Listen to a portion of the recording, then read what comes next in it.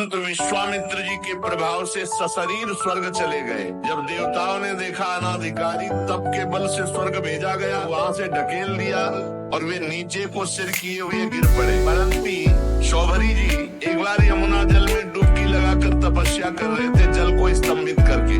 देख लो, ऐसे ऐसे महात्माओं को माया आकर्षित कर लेती है। अपने लोग तो एक डुबकी लगा के 1 मिनट भी नहीं रुक सकते, वो समाधि लगा लेते थे। जल को स्तंभित कर दिया और थल की तरह बैठे समाधिस्थ। महाराज शौभरी जी ने देखा कि एक मछली से क्रीड़ा कर रहा है। मैथुन के हृदय में आया कि ये मैथुन में तो सुख है, तभी तो एक छोटा सा जीव इतना आनंदित हो रहा है, तो मुझे ये सुख चाहिए। महान तपस्या के धनी शौभरी जी के मन में विवाह करने की इच्छा जग उठी। सीधे राजा मानधाता के पास गए। महल में 50 राजकुमारियां थी। कहा कि एक भिक्षा में मुझे दो, मैं ब्याह करूंगा। अब बड़ी समस्या, शरीर से गंध आ रही, मछली जैसी जल में समाधित, हड्डी हड्डी दिखाई दे रही। और राजकुमारी इनको पसंद करेगी? तो राजा ने कहा कि ब्राह्मण, आपको जो कन्या पसंद कर ले उसे स्वीकार कर लो। शौभरी जी ने राजा मानधाता का अभिप्राय समझा कि तुम मुझे बूढ़े समझकर, कुरूप समझकर ऐसा बोले हो ना। झुर्रियां पड़ गई, बाल पक गए, सिर कंपायमान है, तो सोच रहे होगे कि शौभरी को कौन वर्ण करेगा। तो अब मैं ऐसा रूप धारण करूंगा कि तुम्हारी 50 की 50 झगड़ा करके हमसे ब्याह करेंगे। राजा से कहा, तुम आदेश दो अपनी राजकुमारियों को कि शौभरी जी महल में पधार रहे हैं, जो पसंद करे वर्ण कर ले पति के रूप में। अब तो ऐसा सुंदर रूप संकल्प से बना, तपस्वी महापुरुषों के लिए क्या दुर्लभ। देख लो, कामना जागृत हुई तो भजन का प्रयोग कहाँ होने लगा। ऐसा रूप की देवांगनाएं लालायित हो जाएं। शौभरी जी ने अंतःपुर में प्रवेश किया और वहाँ राजा का दूत पहले ही बोला कि राजकुमारियों, परम तपस्वी शौभरी जी पधार रहे हैं, जो पति रूप में वर्ण करना चाहे वो वर्ण कर ले। फिर तो 50 कन्या दौड़ पड़ी शौभरी जी के रूप को देखकर। इतना सुंदर रूप, सबने अपना पति बना लिया। शौभरी जी ने कहा, चिंता 50 चलो, 50 के साथ ब्याह करेंगे। अब वो कन्याएं तो बहुत सुखी हो गई, इतने सामर्थ्यशाली महात्मा पति के रूप में प्राप्त हुई है। एक दूसरे से कलह करने लगी और एक दूसरे से कहने लगी, तुम्हारे योग्य नहीं, मेरे योग्य है। ऋग्वेदी शौभरी जी ने कहा 50 के योग्य है, चलो। और अपनी तपस्या के प्रभाव से नई सृष्टि की, महल, उपवन, नगर, सबकी रचना यमुना किनारे की। सौगंधिक पुष्पों के बगीचे, परिपूर्ण कमलों से सरोवर, बगीचों में बहुत सुंदर सुंदर स्थान, महल, बहुमूल्य शैया, आसन, वस्त्र, आभूषण, स्नान, सुस्वादु भोजन, पुष्पमाला, दास दासियां सब प्रकट कर दी तपस्या से। जैसे राजा की बिरुदावली का बखान करते सूतमागध बद्रीजन, वैसे ही पूरा सब वैभव। जब 50 से ब्याह करके चल रहे थे तो मानधाता को लग रहा था कि भोजन की व्यवस्था कैसे होगी।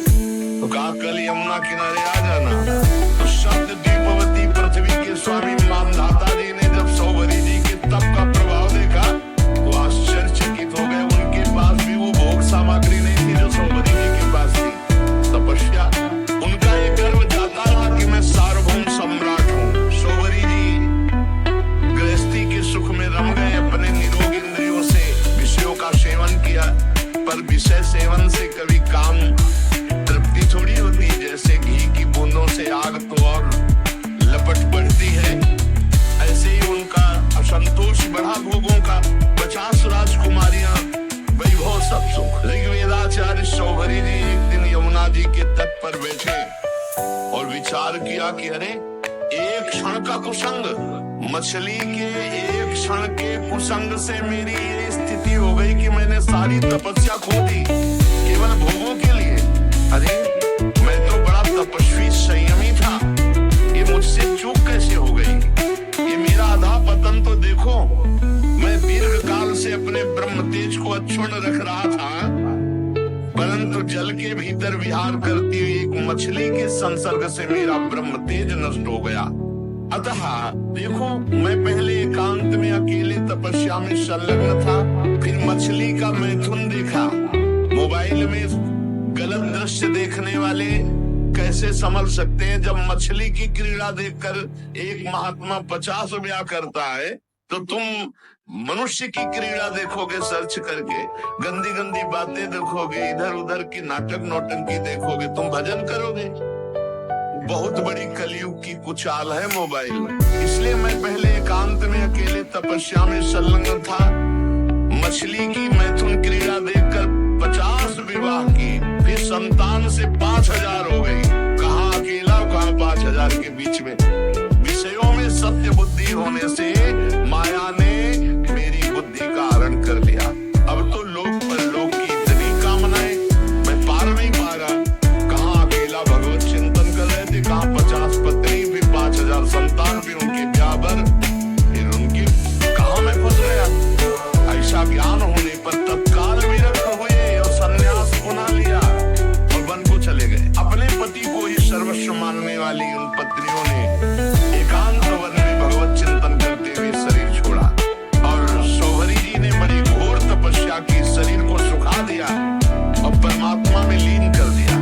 परीक्षित जैसे ज्वालाएं अग्नि की शांत हो जाती हैं, वैसे ही उनकी 50 पत्नियां शौहरी जी के चरण चिंतन करके उत्तम गति को प्राप्त हुई, भगवद आराधना करके उत्तम गति को प्राप्त हुई। तो शौहरी जी के पावन चरित्र से ये शिक्षा लेनी चाहिए कि किसी भी जीव को मैथुन करते हुए कदापि नहीं देखना चाहिए। एक बार दृष्टि जाए, दोबारा दृष्टि ना जाए, उसका चिंतन न होने पावे। नहीं तो साधक के मन में स्फुरणा, फिर संकल्प और फिर क्रिया। इसलिए स्फुरणा में ही रौंद दो। इतना नाम उच्च कोटि से जपने लोगों की स्फुरणा ही समाप्त हो जाए, संकल्प बनने ही न पावे। श्री सुखदेव जी महाराज कहते, परीक्षित मैं वर्णन कर चुका हूँ कि मानधाता के पुत्रों में सबसे श्रेष्ठ अम्बरीश जी थे। उनके दादा युवनाश्व ने उन्हें पुत्र रूप में स्वीकार कर लिया। उनका पुत्र युवनाश्व का हारित मानधाता के वंश में 3 अवान्तर गोत्रों के प्रवर्तक हुए। नागों ने अपनी बहन नर्मदा का विवाह पुरुकुत्स से कर दिया। नागराज वासुकी की आज्ञा से नर्मदा अपने पति को रसातल में ले गई और वहां भगवान की शक्ति से संपन्न होकर पुरुकुत्स ने वध करने योग्य गंधर्वों को मार डाला। इस पर नागराज ने प्रसन्न होकर पुरुकुत्स को वर दिया कि जो इस प्रसंग का स्मरण करेगा उसे सर्पों से कोई भय नहीं रह जाएगा। राजा पुरुकुत्स का पुत्र दृषदस्य था, उसके पुत्र हुए अनरण्य, अनरण्य के हर्यश्व, उसके अरुण और अरुण के त्रिबंधन, त्रिबंधन के पुत्र सत्यव्रत हुए। यही सत्यव्रत त्रिशंकु के नाम से विख्यात हुए। यद्यपि त्रिशंकु अपने पिता और गुरु के शाप से चांडाल हो गए थे, परंतु विश्वामित्र जी के प्रभाव से सशरीर स्वर्ग चले गए। जब देवताओं ने देखा अनाधिकारी तप के बल से स्वर्ग भेजा गया, तो वहां से ढकेल दिया और वे नीचे को सिर किए हुए गिर पड़े। परंतु विश्वामित्र जी के तपोबल से वो आकाश में ही स्थित है। न स्वर्ग मिला, न ये लोग बीच में टंगे हुए हैं त्रिशंकु जी। वे अब भी आकाश में लटके हुए हैं। त्रिशंकु के पुत्र थे हरिश्चंद्र जी। उनके लिए विश्वामित्र और वशिष्ठ एक दूसरे को शाप देकर पक्षी हो गए और बहुत वर्षों तक लड़ते रहे। हरिश्चंद्र के कोई संतान न थी, इससे वो बहुत उदास रहा करते थे। नारद जी के उपदेश से वरुण देवता के शरण में गए, उनसे प्रार्थना की कि प्रभु मुझे पुत्र प्राप्त हो। महाराज मेरे वीर पुत्र होगा तो मैं उसी से आपका यजन करूंगा। वरुण देवता ने कहा ठीक है। तब वरुण की कृपा से हरिश्चंद्र के रोहित नाम का पुत्र हुआ। पुत्र होते ही वरुण ने आकर कहा, हरिश्चंद्र तुम्हें पुत्र प्राप्त हो गया, इसके द्वारा मेरा यज्ञ करो। हरिश्चंद्र ने कहा, जब आपका ये रोहित 10 दिन से अधिक का हो जाएगा तब यज्ञ योग्य होगा। 10 दिन बीतने पर वरुण जी ने आकर के आप मेरा यज्ञ करो। हरिश्चंद्र ने कहा, जब आपका ये रोहित मुंह में दांत निकल आएंगे तब यज्ञ की योग्य होगा। दांत उगाने पर वरुण देवता ने कहा, तो दांत निकल आए, मेरा यज्ञ करो। हरिश्चंद्र ने कहा, जब इसके दूध के दांत गिर जाएंगे तब ये यज्ञ की योग होगा। जब दूध के दांत गिर गए तो वरुण देवता ने कहा, अब तो मेरा यज्ञ करो। हरिश्चंद्र ने कहा, जब दोबारा दांत आ जाएंगे तब ये यज्ञ की योग्य होगा। दांतों के उगाने पर वरुण ने कहा, क्षत्रिय राजकुमार तब यज्ञ के योग्य होता जब वो कवच धारण करने लगे। राजा हरिश्चंद्र हरिश्चंद्र पुत्र के प्रेम से ऐसा टालते रहे। उनका हृदय पुत्र प्रेम में जकड़ा हुआ था। जो जो समय बताते वरुण देवता उसी की बाट देखते। जब रोहित कुंवर को इस बात का पता चला कि पिताजी तो मेरा बलिदान करना चाहते हैं, तो अपने प्राणों की रक्षा के लिए हाथ में धनुष लेकर वन में चले गए। कुछ दिन के बाद उन्हें मालूम हुआ कि वरुण देवता ने रुष्ट होकर मेरे पिताजी पर आक्रमण किया है, जिसके कारण वे महोदर रोग से पीड़ित हो रहे।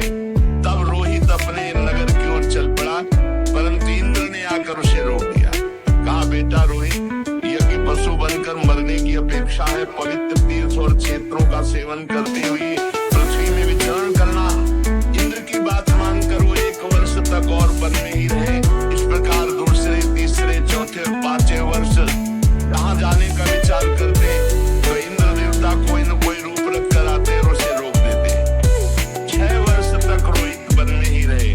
7वें वर्ष जब वो अपने नगर को लौटने लगे तो उसने अजीगर्त से उनके मझले पुत्र शुनासेक को मोल ले लिया और उसे यज्ञ पशु बनाने के लिए अपने पिता को सौंपकर उनके चरणों में नमस्कार किया। तब परम यशस्वी श्रेष्ठ चरित्र वाले राजा हरिश्चंद्र ने महोदर रोग से छूटकर पुरुषमेध यज्ञ के द्वारा वरुण आदि देवताओं का यजन किया। उस यज्ञ में विश्वामित्र जी होता हुए परम संयमी जमदग्नि जी ने अध्वर्यु का काम किया। वशिष्ठ जी ब्रह्मा बने, अयास्य मुनि सामगान करने वाले उद्गाता बने। उस समय इंद्र ने प्रसन्न होकर हरिश्चंद्र को एक सोने का रथ दिया। आगे चलकर मैं शुनासेक का महात्मा वर्णन करूंगा। हरिश्चंद्र को अपनी पत्नी के साथ सत्य में दृढ़ता पूर्वक स्थित देकर विश्वामित्र जी बहुत प्रसन्न हुए। विश्वामित्र जी ने बड़ी कठोर परीक्षा ली हरिश्चंद्र, लेकिन महाराज हरिश्चंद्र जी राज्य के वन में भ्रमण कर रहे थे तो आवाज आई कुछ स्त्रियों की, रक्षा करो, रक्षा करो। महाराज हरिश्चंद्र ने विचार किया कि हमारे राज्य में कोई बेविचारी तो है नहीं जो ऐसा कर सके। उनके राज्य में कोई ऐसा नहीं था। बहुत कठोर शासन हरिश्चंद्र जी का। ये अयोध्या के चक्रवर्ती सम्राट थे, धर्मात्मा, प्रजापालक, दानवीर, भगवत भक्त और धर्मनिष्ठा का ऐसा प्रभाव कि इनके राज्य में कोई किसी माता बहन की तरफ गंदी दृष्टि से भी नहीं देख सकता था। इसीलिए उनके राज्य में किसी की अकाल मृत्यु नहीं होती, किसी को रोग नहीं होता। पूर्ववासियों में बड़ी धर्म की रुचि थी। जब एक दिन जंगल में शिकार खेलने गए तो वहाँ कुछ स्त्रियां पुकार रही थी और कह रही थी, हमें बचाओ, हमें बचाओ।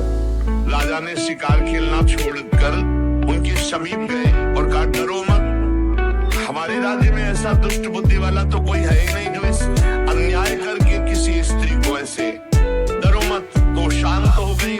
पास में देखा विश्वामित्र जी खड़े थे और वो स्त्रियां और कोई नहीं थी, विद्याएं थी जो अपने तपोबल से समस्त विद्याओं को अधीन विश्वामित्र जी कर रहे थे। मूर्तिमती विद्या स्त्री होकर क्रंदन कर रही थी और विश्वामित्र जी उन्हें अधीन कर रहे थे। जब उन्होंने कहा ऐसा कोई दुष्ट बुद्धि वाला हमारे राज्य में है ही नहीं, कौन है जो तुम्हें सता रहा है? तो विश्वामित्र जी ने कहा, सता तो हम रहे तो दुष्ट बुद्धि की हम हुए। और भारी क्रोध आ गया। जो ही क्रोध आया तो तप में क्रोध आना हानि का विषय, विद्याएं सब अंतर ध्यान हो गई। विश्वामित्र जी ने कहा, इतना तप करने के बाद मैंने अपने क्रोध को संभाला था और विद्याओं को अधीन किया, तुमने मुक्त करा दिया है, तुम बड़े दयालु हो। गुस्सा में कहा। हरिश्चंद्र जी ने हाथ जोड़कर विनय पूर्वक कहा, मुनि। दोस्तों, क्या आपके एमएस ऑफिस सॉफ्टवेयर के अंदर ये वाला ऑप्शन है? ध्यान से देखो, इसे कहते हैं को पायलट।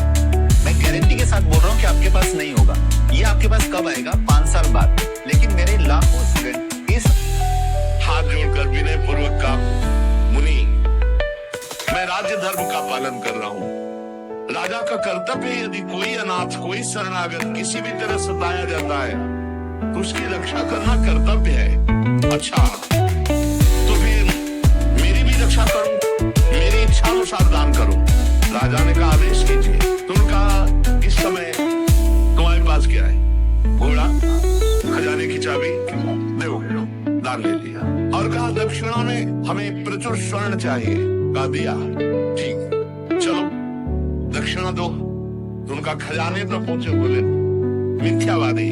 जब खजाने की चाबी दे दी तो खजाना तेरा कैसे? ये बात तो है। और घोड़ा दे दिया तो जहां तक घोड़े की टाप गई, सारा राज्य मेरा। बहुत दानी बनता है, बहुत उदार बनता है, विद्याओं की रक्षा करेगा तू। अब दे। तो उनका महाराज चिंता मत करो, हमारे राज्य में तो हमको कोई खरीदेगा नहीं, और वो राज्य अब आपका हो चुका है। इसलिए राजा ने विचार किया कि सभी शास्त्र पुराण कहते हैं काशीपुरी भगवान शंकर के त्रिशूल पर बसी है, और उसके अधिपति देवादिदेव महादेव हैं। अतः वो परम दिव्यपुरी में चल करके अपने आप को बेचना चाहिए, और जो बेचने से स्वर्ण मिले वो दक्षिणा में देना चाहिए।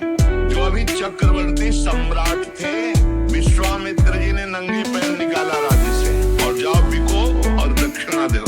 अब परम सुकुमारी रानी सेव्या पुत्र रोहित काशी को चल पड़े। मार्ग में मुनि ने एक माया रची की राजा रानी और रोहित तीनों को अत्यंत प्यास लगी। बहुत सुंदर जल की, मीठे जल की सृष्टि की, और आप बैठ गए ब्राह्मण के वेश में और कहा पानी पी लो। बहुत आग्रह किया। राजा ने कहा मैंने मुनि को दान दिया है, दान की पूर्णता दक्षिणा से होती, जब तक दक्षिणा नहीं दे लूंगा पानी नहीं पीऊंगा। ऐसा कह के राजा आगे बढ़ गए। ब्राह्मण ने रानी और रोहित कुमार से भी कहा कि जल पी लो। उन्होंने कहा नहीं, हम धर्मात्मा राजा की संतान है, हम उनकी पत्नी है, जब तक राजा अपनी दक्षिणा नहीं दे देते तब तक हम पानी नहीं पिएंगे। ब्राह्मण ने कहा झूठ, राजा तो जल पी गए, तुम लोग क्यों जल नहीं पियोगे? तो उन्होंने कहा कि वो परम स्वतंत्र है, वो पी सकते हैं, लेकिन जब तक वो मुझे आदेश नहीं करेंगे मैं नहीं पीऊंगा। और झूठ बोला था क्यों पी गए। विश्वामित्र जी ने परीक्षा ली थी, बड़े प्रसन्न हुए और कहा जाओ जिस कार्य के लिए जा रहे हो। 1 महीने की अवधि मांगी थी, 1 दिन शेष रह गया। अब यहाँ अयोध्या से काशी पैदल चल के जाना। विश्वामित्र जी ने कहा कि अगर तुमने हमारी दक्षिणा नहीं दी और समय पूरा हो गया तो मैं तुम्हें शाप दे दूंगा। आज का अंतिम दिन है। हरिश्चंद्र ने मुनि को प्रणाम किया और कहा अभी आधा दिन शेष है, अभी आप कुछ मत बोलिएगा, प्रयास करते कोई मुझे खरीद ले। आपने इतने दिन प्रतीक्षा की और कर लीजिए, आधा दिन की ही तो बात है। मुनि अंतर्धान हो गए। राजा ने अपने बेचने का निश्चय करके पुकारा। साध्वी रानी ने कहा महाराज अगर आप बिक जाएंगे तो मैं और पुत्र। तो उन्होंने कहा देखो धर्म के लिए सब कुछ बलिदान है, अगर पूरी दक्षिणा नहीं पड़ी तो आपको भी बेच दूंगा, पुत्र को भी बेच दूंगा, अपने आप को बेच दूंगा। पति की ऐसी अवस्था देख करके रानी बहुत अंदर से विकल हुई। उधर विश्वामित्र जी की कड़ी चेतावना, चित्त में दुख है और गदगद कंठ से पुकार कोई मुझे खरीद ले। तो एक वृद्ध ब्राह्मण के वेश में 500 स्वर्ण मुद्राएं देकर के रानी को खरीदा। रानी ने उस ब्राह्मण से प्रार्थना की कि यथाशक्ति मैं घर की पूरी सेवा करूंगी, कभी इनकार नहीं करूंगी। मेरी 3 बातें आपको माननी होंगी। मैं कभी किसी पुरुष से संभाषण नहीं करूंगी, एकांत में नहीं मिलूंगी, किसी का जूठा नहीं खाऊंगी, और सेवा के अतिरिक्त मैं एकांतवास करूंगी, मेरे समीप कोई नहीं आना चाहिए। स्वीकार कर लिया। अब राजा के सामने ही रानी बिक गई। अब पुत्र को अंचल पकड़कर माँ के संग जाते देख करके पहले तो बहुत हटाया, जब नहीं हटा तब कुछ स्वर्ण मुद्राएं देकर पुत्र को भी साथ में खरीद लिया। राजा अत्यंत दुख से व्यथित कि कहाँ राजकुमार और महारानी कैसे रहती थी, आज बिक करके सेवा में। विश्वामित्र जी आदम के राजा ने प्राप्त धन हमने पुत्र और पत्नी बेच दिया, ये लीजिए, तो उनका शेष पूरा कौन करेगा? अब महाराज अभी मैं हूं ना, मैं अपने को आवाज लगाता हूँ, कोई ना कोई मिल ही जाएगा। तो उसी समय चांडाल खरीदने के लिए उपस्थित हुआ। विश्वामित्र जी की पूरी दक्षिणा दी। जब राजा को पता चला खरीदने वाला मेरे को चांडाल है, तो उन्होंने कहा विश्वामित्र जी आपकी साप की अग्नि से जलकर मरना ठीक है, लेकिन इस चांडाल की अधीनता मैं स्वीकार नहीं कर सकता। विश्वामित्र जी समय खत्म हो रहा है, मुझे दक्षिणा चाहिए थी, वो मिल गई, अब तुमको चांडाल के अधीन होके रहना पड़ेगा। अब तो उसकी इच्छा अनुसार बन करके दास सेवा करनी होगी। विश्वामित्र जी ने कहा 1 अरब स्वर्ण मुद्रा दी है, हरिश्चंद्र तुम्हारे को खरीद लिया इस चांडाल ने। बड़ी विडंबना, चक्रवर्ती सम्राट चांडाल के अधीन। उन्होंने कहा स्मशान में पहरा दो। रात्रि में स्मशान के पहरा में काम में लगा दिया। अब और दिन रात लाठी लिए हुए मरघट में सौदा करने वालों से कर वसूल करते। जहाँ सैकड़ों दासियां सेवा में रहती थी, वहां महारानी दासी बन करके ब्राह्मणी के यहाँ सेवा में झाड़ू लगाना, घर लीपना, जल भरना, ये सब। और राजकुमार रोहित को भी सेवा दी गई थी, पुष्प चयन करके लाओ। विश्वामित्र जी को इतने पे भी संतोष नहीं हुआ। चांडाल की आज्ञा से नादों में जल भरते थे और विश्वामित्र जी उन नादों को फोड़ देते।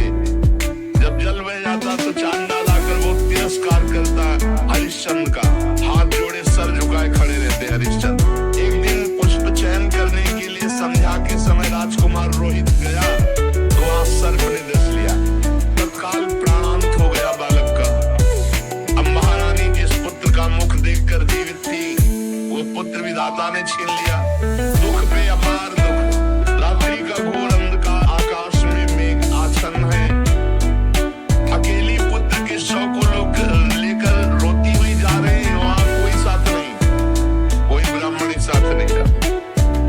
श्मशान में पहुंची हरिश्चंद्र जी ने देखा ये हालत हमारी पत्नी की धर्म के लिए, लेकिन मैं जब भिक्षुका हूं तो अपने धर्म से नहीं हटूंगा। रानी विवश में ही रात में सौ लेकर श्मशान जब गई तो वहां बहुत जोर की रोती हुई हरिश्चंद्र से कहा कि तुम्हारा पुत्र पधार गया है, सर्प ने काट लिया है। हरिश्चंद्र बोले श्मशान के स्वामी का पहले कर दो, फिर आपके लिए बिक गई हूँ, आपके लिए बिकी हूँ पुत्र के सही। तो पुत्र पधार गया है, हमसे कह रहे हो कर दो। कहां से दूं? क्या है हमारे पास? अयोध्या नरेश चक्रवर्ती सम्राट महाराज हरिश्चंद्र वज्रपात मन हो गया हो, लेकिन ढीले नहीं, अपने धर्म में रहे। उन्होंने कहा कि तुम कल्पना भी नहीं कर सकती हो कि हरिश्चंद्र का हृदय इस समय कैसा है। देवी, आज्ञा का पालन, अपने स्वामी को कर दिए बिना यहाँ हम सौदा या प्रवाह नहीं होने देंगे। तुम अपने धर्म का पालन करो और मैं अपने धर्म का पालन करूं। देखो तुम तनिक भी डिगना नहीं। भारी से भारी संकट आने पर भी तुम अपने धर्म में स्थित रहना, धर्म तुम्हारी रक्षा कर लेगा। सौ ढकने के लिए कोई वस्त्र तो था नहीं, तो अपने जो शरीर में वस्त्र था उसके पहला ही टुकड़ा करके लपेट के लाई थी। पतिव्रता ने दूसरा उसी कपड़े का जैसा हिस्सा फाड़ा और कहा कि ये कर के रूप में ले लो। जे ही उन्होंने लिया, देव विश्वामित्र जी प्रकट हो गए और कहा कि आपने वो करके दिखाया। कोई मैं एक महात्मा के वचनों का पालन करने के लिए या धर्म के पालन के लिए इस तरह अपने जीवन को, राज्य को, परिवार को, उसी समय जो चांडाल ने खरीदा था वो प्रकट हुए और कहा जानते हो मैं मूर्तिमान धर्म हूँ, तुम्हें दास कौन बना सकता है? जो धर्मात्मा पुरुष है उसको किसी की त्रिभुवन में ताकत नहीं कि उसे दास बना सके। साक्षात धर्म ने ही चांडाल रूप होकर के खरीदा था। साक्षात अम्बा अन्नपूर्णा ने ही जो ब्राह्मणी के वेश में थी वो कुंवर कुख और रानी को खरीदा था। देवराज इंद्र ने अमृत की वर्षा की, रोहित कुंवर जीवित हो गए। विश्वामित्र जी ने कहा अपने चाबी पकड़ो और ये लगाम जाओ, तुम्हारी जय हो, तुम माया पर विजय प्राप्त कर चुके हो। देवराज ने कहा कि अब तुम्हें मृत्यु लोक का राज्य करने की जरूरत नहीं है, सशरीर स्वर्ग की यात्रा करो। हरिश्चंद्र ने कहा नहीं, मर्यादा है, धर्म कहता है तो पहले यहाँ हम तप के द्वारा शरीर छोड़ेंगे, फिर जो भगवान गति देंगे। तो अयोध्या में पुनः महाराज हरिश्चंद्र जी आए। प्रजा जय जयकार करती हुई बहुत सुख में निमग्न हुई। सत्यात परो धर्मः, सत्य से बढ़कर कोई परम धर्म नहीं। और जो धर्म का पालन करने के लिए कष्ट सहता है उसकी सदैव